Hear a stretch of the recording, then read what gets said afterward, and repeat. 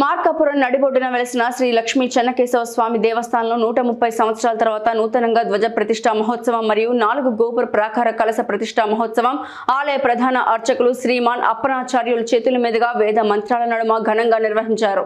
ఈ కార్యక్రమాన్ని తిలకించడానికి మార్కాపురం మరియు పరిసర ప్రాంతాల నుంచి భారీ సంఖ్యలో భక్తులు ఆలయ ప్రాంగణానికి చేరుకున్నారు.